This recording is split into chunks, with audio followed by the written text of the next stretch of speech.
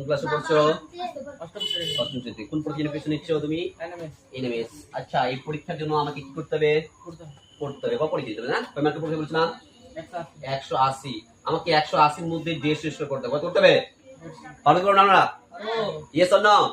পারতে হবে আমাদেরকে 150 স্কোর করতে হবে আমাদেরকে। তার মধ্যে আমাদের 90 রয়েছে কি বলতো? রিজনিং, যেটা আমরা অলমোস্ট করছি, কমপ্লিট করে ফেলেছি, তাই না? আমরা এখন কি নেক্সট করে কি বাকি 90 কি হতো?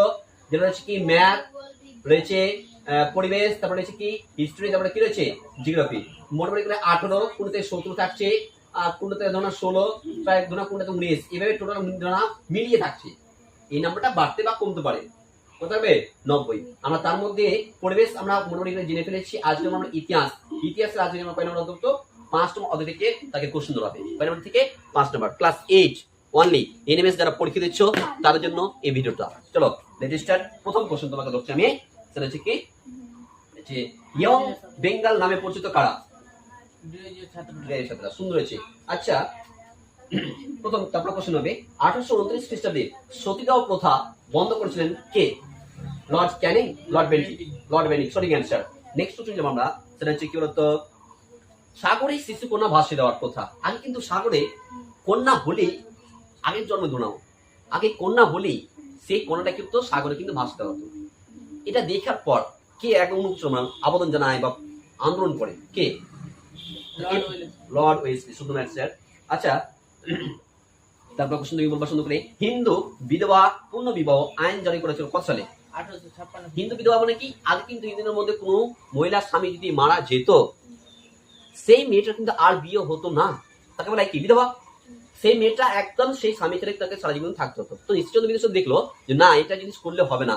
সেই সেই প্রথম ব্যক্তি বিধবা মেয়েকে বিয়ে করছিল। কে? আমাদের ঈশ্বরচন্দ্র বিদ্যাসাগর, মহান ব্যক্তি একেবারে। তো এই প্রথাগুলো কিন্তু আগে ছিল, অনেক কুপ্রথা ছিল, সেটা কি আস্তে আস্তে কিন্তু বন্ধ করেছিল। চলো প্রায় আমি প্রশ্ন তোমাকে, সেটা কি বলতো হিন্দু পট্রিয়েট সংবাদপত্রের সম্পাদক কে ছিল? হরিশচন্দ্র মুখোপাধ্যায়। আচ্ছা, মুন্ডা বিদ্রোহের ওর নাম কি ছিল? উলগুলান। সঠিক অ্যান্সার। আচ্ছা, তবে তুমি প্রশ্ন শুরু করে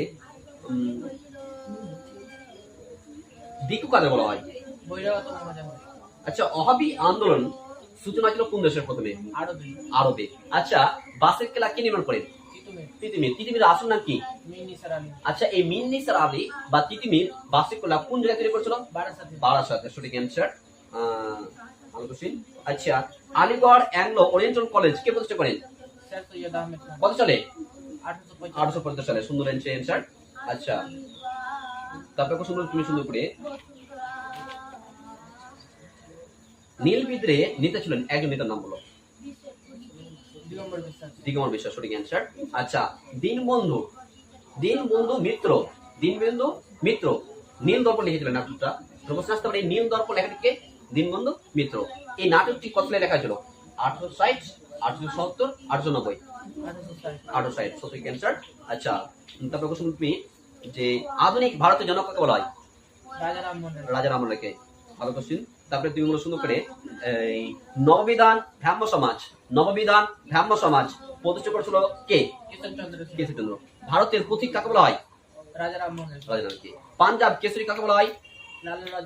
আচ্ছা, দিন কথা অর্থ কি? বিশ্বাস। মহাবিদ্রোহের সময় মোগল সম্রাট কে ছিলেন? দ্বিতীয় বাহাদুর। ভারতের প্রথম ভাইসরয় কে ছিলেন? Lord Canning. সঠিক অ্যান্সার। Thank you. অনেক থ্যাংক ইউ।